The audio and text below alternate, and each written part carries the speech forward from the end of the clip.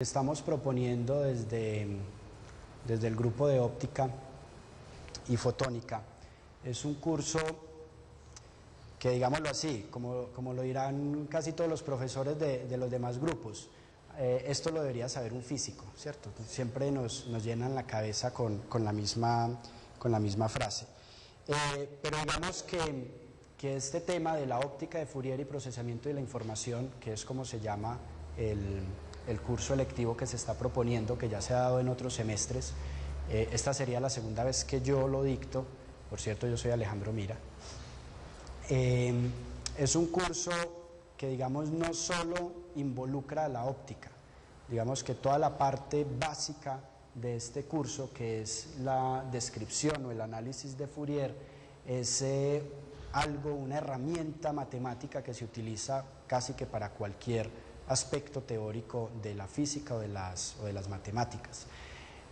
Básicamente, ¿qué es el formalismo o qué es el análisis de Fourier? Es una herramienta matemática con la cual uno coge cualquier función, por más complicada que sea, y la descompone en funciones más sencillas. En este caso, cuando hablamos de descomposición o formalismo de Fourier, hablamos de una descomposición en una base que son funciones armónicas. Entonces lo que uno hace es coge cualquier función y esa función la escribe como una serie en donde uno suma un montón de funciones oscilatorias armónicas, funciones seno y coseno, y esa suma, esa acumulación de funciones seno y coseno las hace uno de tal manera que al tener la suma reproduzca uno la función como tal. Esto es una estrategia matemática que no solo se aplica con el formalismo de Fourier. Cuando uno habla de que hace una expansión en series de Taylor, está haciendo lo mismo, solamente que hace la expansión no en funciones armónicas, sino que hace la expansión en polinomios, ¿cierto? Cuando uno hace una expansión en series de Taylor, hace una expansión en polinomios. Aquí estamos haciendo una expansión en series armónicas, vuelvo y repito.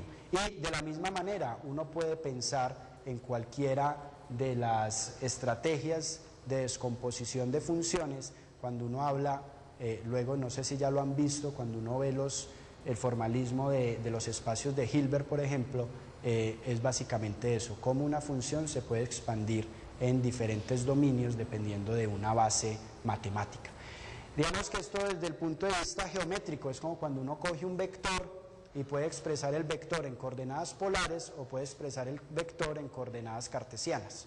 Digamos que esto es lo mismo pero con funciones. Tengo una función y esa misma función la puedo expresar o en polinomios de Taylor, o lo puedo expresar en una base de Fourier o en una base de Gauss. Bueno, hay infinidad de opciones. O cuando uno habla de las bases de Laguerre o las bases de Bessel, bueno, que todo eso hace parte de estrategias que se usan recurrentemente en física para uno poder analizar señales o para poder analizar funciones complejas. En este caso, vuelvo y reitero, estaríamos viendo un tipo particular de expansión que sería este formalismo de Fourier. Básicamente, podemos ver gráficamente qué es lo que hace el formalismo de Fourier. Aquí yo puedo...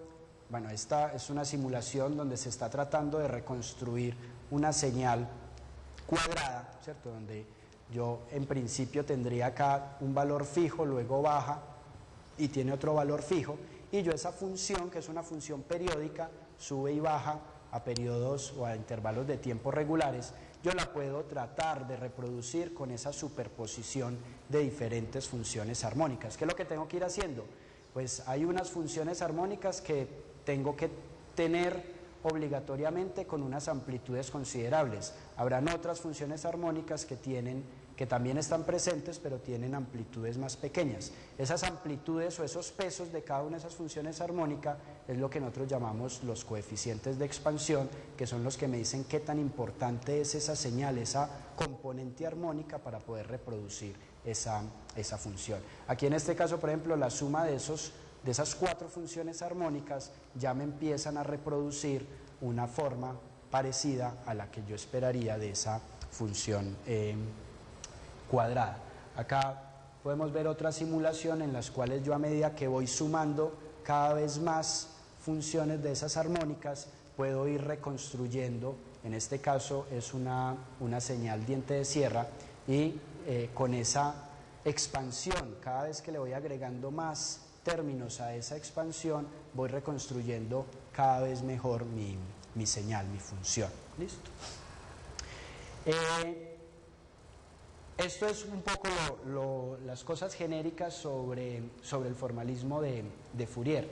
Acá podemos ver otra cosa, y es precisamente dónde está o dónde radica la importancia del formalismo de Fourier. Aquí estamos pensando otra vez en la misma función esa cuadrada, estamos viendo las ondas que la constituyen, y acá estamos viendo una de las partes importantes del formalismo de Fourier.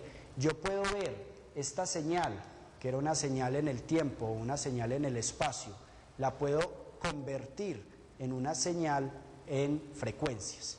Y esto es lo que muchas veces llamamos los espacios conjugados que uno puede utilizar para representar una información o una señal.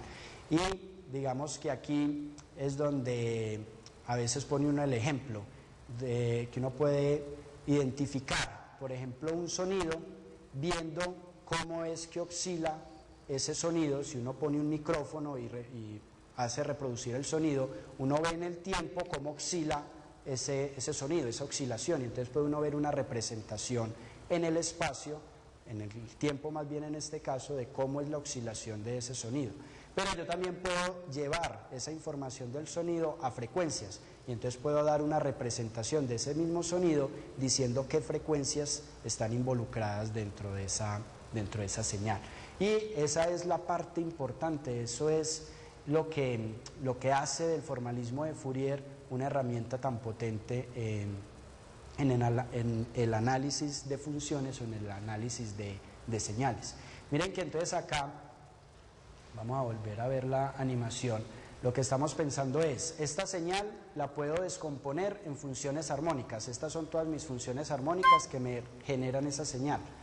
Yo puedo entonces mirar cuáles son las frecuencias, yo sé cuáles son las frecuencias de cada una de esas ondas que estoy superponiendo. Estas tendrá una frecuencia, esta una frecuencia, cada una tiene una frecuencia distinta, que son estos piquitos que estoy pintando acá. Y sé cuánto de importante, cuál es el peso de cada una de esas señales con cada una de sus frecuencias. Y a esto es a lo que le llamo el espectro de la señal. Tiene muchos nombres, el espectro de potencias, el espectro de la señal, la transformada de Fourier, y entonces puedo pasar de esta señal, que es una señal que me describe la evolución temporal de esa información, y llevarla a otra función donde puedo ver la evolución, o la evolución no, por donde puedo ver cómo está constituido en frecuencias esa misma señal. ¿Listo? Esto es básicamente lo que hace la óptica el formalismo de Fourier. Hasta ahora los ejemplos que les he mostrado son funciones que son funciones periódicas. Uno también puede llevar el formalismo de Fourier a funciones no periódicas, que son funciones continuas, y ya uno pasa de tener sumatorias a convertirlo a integrales, pero digamos que la idea primordial es la misma. Acá podemos ver, a ver si nos funciona, un video donde esta ya es una señal no periódica, es simplemente un pulso cuadrado, y vamos viendo entonces cómo se hace la reconstrucción en ondas armónicas. Estas serían todas las ondas armónicas que yo necesito para cada una de las frecuencias, cuánto necesito de cada una de esas funciones, de esas componentes, para reconstruir mi señal. Y bueno, aquí hay otras cosas adicionales. Por ejemplo, si yo tengo la función en frecuencias que me describe una función temporal, yo puedo invertirlas, poner la función en frecuencias como si fuera una función temporal, y si le hago su espectro, si le hago el análisis de Fourier, puedo volver nuevamente a la función original que tenía, ¿cierto? O sea, es un método que es de ida y vuelta, ¿cierto? Si tengo la una, puedo encontrar la otra. Esto se puede aplicar ya a cosas bastante más complejas, por análisis de señales en general. Esto es una simulación donde básicamente lo que hemos hecho es coger aquí 4 ondas armónicas de diferentes frecuencias, de diferentes amplitudes y simplemente se han superpuesto. Supongan que estos son 4 pitos y cada pito con una frecuencia distinta, o 4 instrumentos y cada instrumento tocando con una frecuencia o una nota distinta. Esto sería lo que escucharía mi oído, ¿cierto? La superposición de todas esas señales. Pero entonces la pregunta sería, si yo no sé cuáles eran los instrumentos, en qué notas estaban tocando los instrumentos, sino que lo que yo tengo es esto, la superposición de todos esos sonidos, puedo encontrar cuáles eran las notas originales que reprodujeron esos sonidos. Pues el formalismo de Fourier precisamente me permite responder esa pregunta, y cuando yo hago ese espectro de potencias de esta señal, puedo encontrar precisamente esas frecuencias. Cada uno de estos picos que me sale de aplicar ese análisis de Fourier a esta señal, cada uno de estos picos sería la descripción de cada una de las frecuencias de estas señales originales que se usaron para producir esa señal. ¿Perdón? Ese espectro es único. ¿No hay otra configuración de ondas que me dé el mismo? No, eso hace parte del formalismo matemático que está detrás de la expansión de Fourier. Uno siempre dice, la expansión de Fourier es una expansión en una base que es ortonormal, es decir, que es completa y que una no puede describir a la otra.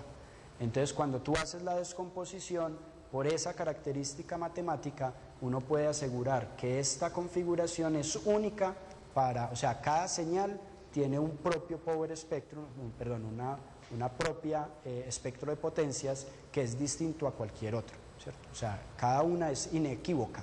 Una señal tiene siempre un solo espectro de potencias. Hay una potencia adicional en este tipo de análisis. Esta es la misma gráfica que les acabé de mostrar, pero uno muchas veces cuando está haciendo un experimento real tiene ruido, ¿cierto? Entonces esta señal, que era una señal muy bonita porque eran las ondas sumadas directamente, la señal ideal, si yo voy y la registro con el micrófono, los mismos 4 instrumentos sonando, pues hay un montón de ruido que puede ser ruido electrónico, el ambiente, había cierto ruido de fondo, cualquier cosa por el estilo, y entonces ya mi señal no es tan bonita, sino que empiezo a tener cosas que me distorsionan la información que tengo aquí. Pero incluso así, si yo comparo los espectros de potencia de cada una de esas señales, pues encuentro básicamente los mismos picos. En tu pregunta, digamos, estrictamente hablando, este espectro de potencia es distinto a este, ¿cierto? Habrá aquí un pico que sea un poco más ancho, un pico que sea menos ancho, o puede que por acá más lejos, a frecuencias más grandes, tenga algo de señales distintas, ¿cierto? Pero digamos que en la información global, la información general, encuentro los mismos datos que me interesaban. Esta señal sin ruido, veo que tengo 4 frecuencias superpuestas, y esta, aunque tiene ruido, veo las mismas 4 frecuencias superpuestas, ¿cierto? Entonces este análisis nos permite incluso ser tolerantes al ruido en este caso. Esto se puede aplicar a muchísimos tipos de datos. Hasta ahora estoy hablando en general, aplicar el formalismo de Fourier a cualquier señal que yo pueda encontrarme. Esto es, por ejemplo, una serie de datos en las cuales se ha contado en los últimos 300 años el número de manchas solares en el Sol, ¿cierto? Digamos, día a día, un astrónomo cuenta cuántas manchas solares ve en la superficie del Sol, y se hace el registro histórico de esas manchas solares.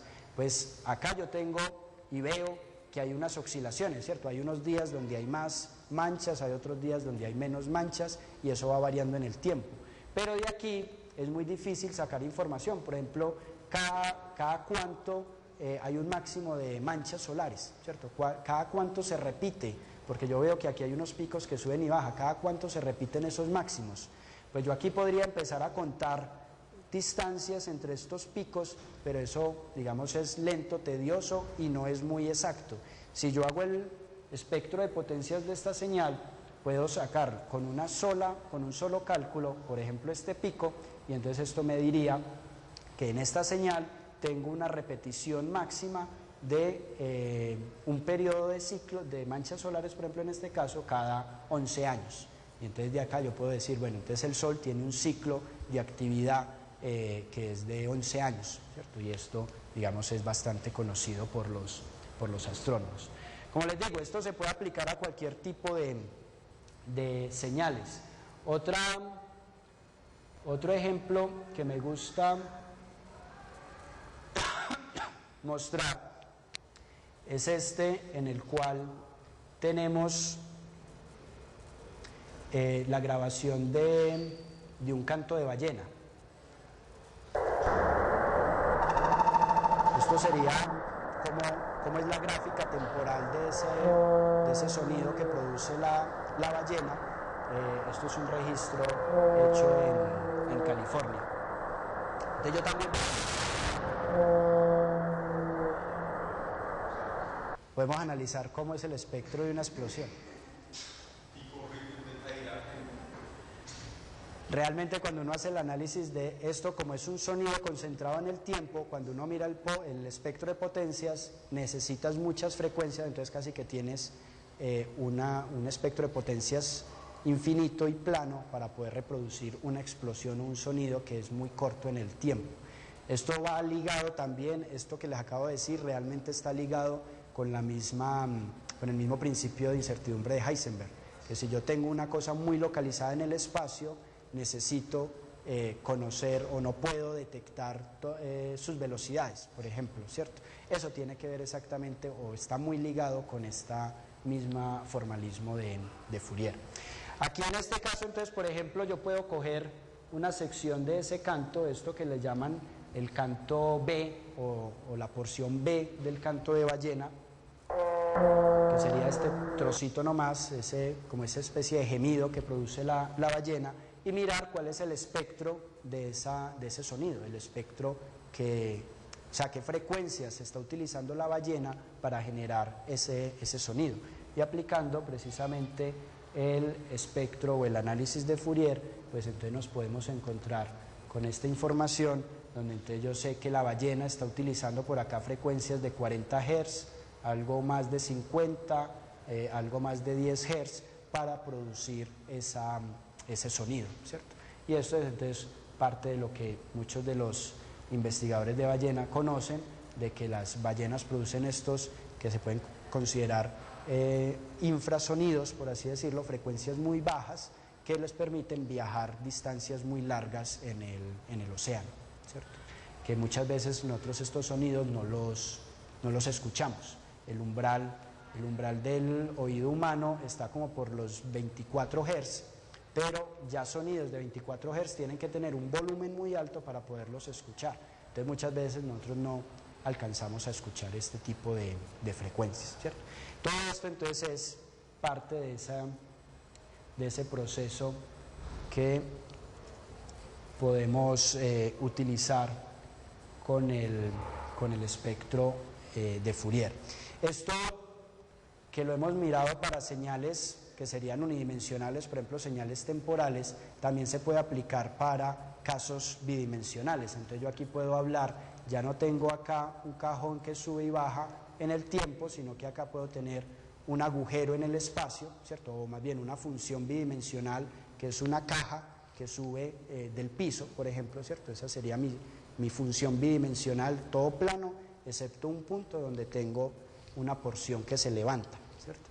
Y puedo analizar entonces cómo es el espectro de esa señal bidimensional y tengo exactamente el mismo formalismo. Digamos, se complica un poco más conceptualmente porque ya tengo que hacer una visualización bidimensional, pero es básicamente la misma información. ¿Qué frecuencias necesito de esa representación o de esa suma de ondas armónicas, ahora en 2 dimensiones, para poder reconstruir mi función original, que era ese cajón bidimensional? Y esto aquí básicamente es donde está la conexión que en el curso le damos a la óptica. Nosotros podemos modelar por medio de este formalismo de Fourier, podemos modelar cómo es la propagación de campos ópticos, cómo se propaga la luz considerado como una onda electromagnética, cómo se propaga la luz en medios ópticos, dígase cómo pasa a través de una lente, cómo viaja en el espacio libre, qué pasa cuando se encuentra, por ejemplo, con una abertura, que es esta abertura rectangular, ¿cierto? Yo tengo una onda plana y la onda plana llega a un huequito que tiene esa forma. ¿Qué le hace ese huequito a esa onda plana? Y todo ese formalismo nos lleva a conectar la propagación de los campos electromagnéticos, a conectarlo con el formalismo de Fourier, ¿cierto? Hay una conexión cuando uno hace las matemáticas, el análisis matemático de lo que le pasa a los campos ópticos, se encuentra uno con que ese formalismo, eso que le pasa a los campos ópticos, se puede describir por medio de transformaciones o transformadas de Fourier. Entonces puede uno conectar rápidamente y muy fácilmente todo lo que uno aprende sobre formalismo de Fourier, aplicarlo directamente a la óptica, ¿cierto? Entonces, todo ese estudio que sirve para cualquier tipo de señales, aplicado particularmente a señales ópticas. Esto, por ejemplo, sería lo que uno encuentra cuando tiene una abertura rectangular. ¿Qué le pasa a la luz? Y encontramos, incluso con los experimentos, que cuando la luz pasa una abertura de este tipo, sufre un fenómeno que llamamos difracción, que ustedes ya debieron haber visto en el curso de oscilaciones y ondas, y que allí ustedes lo analizaban por medio de un método que llamaban fasores, y hacía un montón de cosas ahí raras con sumas de vectores para encontrar estos efectos de difracción. Aquí en este caso, con el formalismo de Fourier, uno se da cuenta de que simplemente tiene que hacer la transforma de Fourier, encontrar el espectro de esta función, que es mi abertura, y eso me da directamente cuál es la forma, cuál es el patrón de difracción que va a generar esa abertura. Entonces, por eso les digo, esto hace parte de la potencia del formalismo de Fourier aplicado a la óptica. Si uno conoce y sabe hacer transformadas de Fourier, puede resolver problemas de óptica muy fácilmente, entre comillas, ¿cierto? Nunca nada es completamente fácil. Lo mismo podríamos decir, si la abertura es circular, ¿cómo afecta, cómo cambia el campo óptico cuando atraviesa una abertura circular? Usando el formalismo de Fourier encontramos el famoso patrón de Airy, que son esos anillos concéntricos que tanto se disputaron Fresnel y Airy, discutiendo si la luz era una onda o si era una partícula. Y este experimento de ver que la luz detrás de un objeto, detrás de una abertura circular, no era simplemente una sombra o simplemente una proyección geométrica de esa luz atravesando ese agujero, sino que se tenía esta forma de anillos, fue una de las demostraciones, una de las comprobaciones de que la luz, por lo menos en experimentos difractivos, se comporta como una onda, ¿cierto? Aquí está metida las características ondulatorias de la luz. Bueno, y este mismo formalismo aquí lo aplicamos solamente para ver los patrones de difracción a través de aberturas, pero yo también puedo llevar el mismo formalismo de Fourier, como ya les decía, a analizar cómo es la propagación, cómo se modifican los campos ópticos en diferentes situaciones, por aberturas, por la simple propagación en el aire, cuando atraviesa una lente, ¿cierto? Todo esto lo puedo analizar a través de ese formalismo de Fourier, ¿cierto? Aplicando esas transformadas de Fourier, puedo ir analizando paso a paso cuáles son los efectos que cada elemento produce sobre un campo óptico. Hay otras aplicaciones que están relacionadas con la óptica, con el procesado de información, con el procesado de imágenes. En este caso son las correlaciones. Las correlaciones son un tipo de operación muy similar a las transformadas de Fourier. Y acá, por ejemplo, se utilizan las correlaciones, por ejemplo, para encontrar dentro de esta imagen dónde están las letras A, por lo menos las letras A escritas de esta manera, ¿cierto? Entonces nosotros acá diríamos, aquí hay una A, aquí hay otra A y aquí hay otra A, ¿cierto? Nuestro cerebro es capaz de identificar muy rápidamente dónde están las letras A ahí. Pero si yo meto esto, quiero que un computador lo haga, ubique dónde están las letras A, ya no es tan sencillo, ¿cierto? Identificar, decirle, hacer un programa que coja esta imagen y encuentre las letras A, ya no es tan sencillo, ¿cierto? En ese sentido, podemos utilizar esta idea de las correlaciones, por ejemplo, para hacer unas operaciones que, como les digo, son similares a las transformadas de Fourier, donde yo cojo el objeto que quiero identificar dentro de esta escena, hago esas operaciones de correlación y eso me da resultados de este estilo. Yo diría, bueno, pero eso ahí que eso parece como que hubiera desenfocado esa imagen, ¿cierto? Eso no me dice nada. Si yo amplío un poco más esta parte de arriba y ponen un poco de detalle, bueno, es difícil aquí verlo, pero miren, aquí hay unos puntos que son más brillantes que el resto. Aquí, bueno, con el contraste del proyector no se ve muy bien, pero créanme que estos puntos tienen un contraste, tienen un brillo más alto que el resto de la imagen. Si yo ubico esos puntos brillantes, esos máximos dentro de esta imagen, y me quedo solamente con esos puntos brillantes que son los que están acá, justo estoy encontrando la ubicación de las letras A dentro de esa escena, ¿cierto?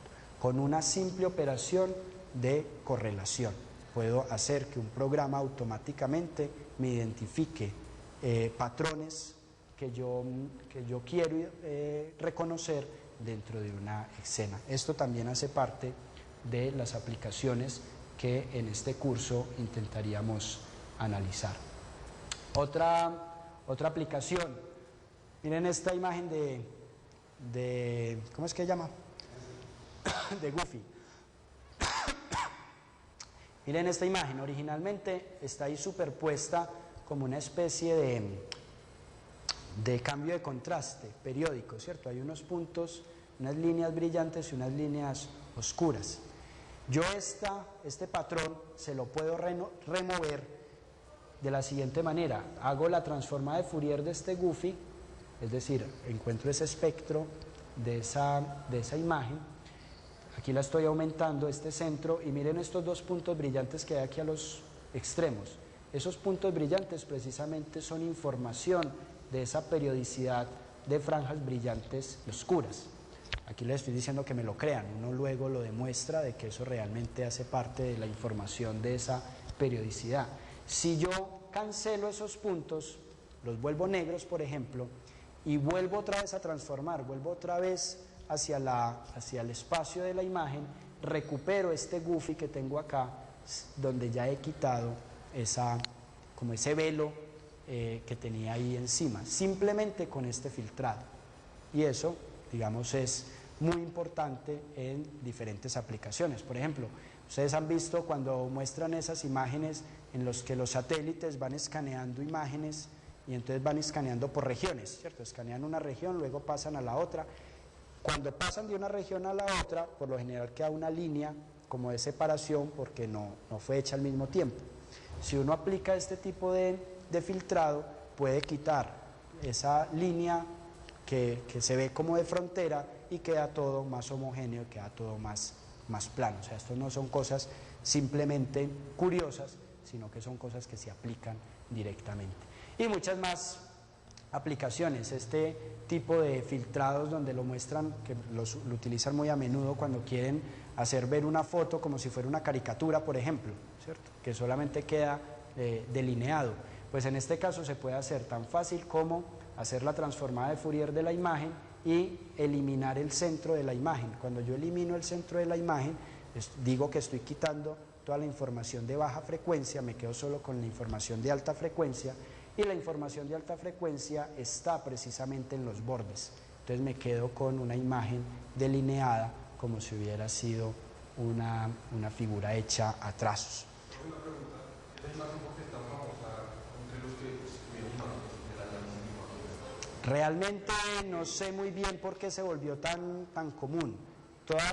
Esta es Lena, es una italiana, y creo que hubo un grupo de profesores italianos muy activos en procesamiento de imágenes en los años, creo que fue en los años 70, en los años 80, que imagino que les gustaba mucho Lena y empezaron a utilizarla como imagen para demostrar estos filtrados y estas cosas, y ya se volvió como un estándar, ¿cierto? Ya todo el mundo utiliza la imagen de Lena cuando está hablando de procesado, de filtrado y demás, pues se volvió un estándar. Pero ¿por qué exactamente esa foto? Realmente no. Supongo que también tendrá que ver con el copyright. Posiblemente esa foto era una foto libre, pues disponible, que no había problema de usar. Bueno, ya un poco para terminar en este sentido, que ya estoy un poquito pasado, estos serían los objetivos que están planteados en el curso. Primordialmente me gustaría destacar estos dos. Primero es que en el curso aprenderíamos a manejar el formalismo de Fourier, ¿cierto?, como herramienta matemática, no solo aplicada a la física, sino aplicada al procesamiento de cualquier tipo de señal. Y la otra parte que nos interesa, a mí en particular, al grupo de óptica en general, es que lógicamente se pueda utilizar esa herramienta matemática para ser aplicada al caso del estudio de la óptica, ¿cierto? Cómo predecir el efecto de la difracción de una abertura, cómo predecir el efecto de una lente sobre un campo óptico, cómo simular lo que le pasa a un campo, a un frente de onda cuando se propaga en el espacio. Básicamente ese sería el resumen a grandes rasgos del curso. El curso pues está dividido en 3 unidades, más o menos es lo que, como lo acabé de partir. La primera parte sería esa parte de analizar el formalismo matemático de Fourier. Una segunda parte sería aplicar ese formalismo ya al campo de la óptica, y una última unidad que sería ya aplicaciones, digamos, reales de esto de filtrado, de procesamiento de imágenes, de simulación de propagación de campos ópticos y demás, que ya estarían pues como más ajustados. Y ya esto pues es información que el que se matricule le interesará, el que no se matricule pues no le interesará tanto. En este caso se proponen 2 parciales del 25%, unas tareas del 30% y una presentación o una exposición tipo seminario que sería del 20%. Y esto pues ya información más genérica del grupo, que digamos es relevante porque lógicamente este curso está dirigido a personas que les pueda interesar luego seguir trabajos en el grupo. Entonces un poco pues como la información de quiénes somos y qué es lo que hacemos, ¿cierto? De todas maneras, si quieren ver un poco más de información sobre el grupo en particular, pues los invito a que entren a la página web del grupo, que también está, creo que también está el link desde la página de física. Ahí pues está toda la información del grupo, lo que hacemos, los proyectos, los cursos, las tesis y demás, por si tienen alguna. ¿Cuáles son los prerequisitos para ver ¿Este curso o el grupo? No, el curso. El curso, no, básicamente se puso como prerequisito haber visto física 3, o sea, oscilaciones y ondas, ¿cierto? Sería deseable que ya hubieran visto el curso de física matemática 2, por ejemplo, ¿cierto? Porque allí se entra con mucho detalle en ese curso de física matemática 2 en esto de las expansiones en series, de las bases y demás. Entonces, digamos, sería muy fácil para alguien que ya vio física matemática 2 entender estas cuestiones del formalismo, pero realmente no es un requisito porque, como les digo, miren que una de las unidades del curso precisamente es entrar a explicar ese formalismo, entonces se gasta un buen tiempo en ese aspecto, entonces realmente no se vuelve un requisito saberlo con antelación. Entonces, hasta ahora como está programado, está para solo prerequisito oscilaciones y ondas, el curso de oscilaciones y ondas. Porque lo que sí se necesita es saber algo de óptica, ¿cierto? Que es en el curso de oscilaciones y ondas donde por lo menos saben que es una onda plana, ¿cierto? Eso como mínimos, eso lo necesitamos. ¿Listo? No sé si hay alguna otra pregunta o inquietud. Bueno, gracias a ustedes.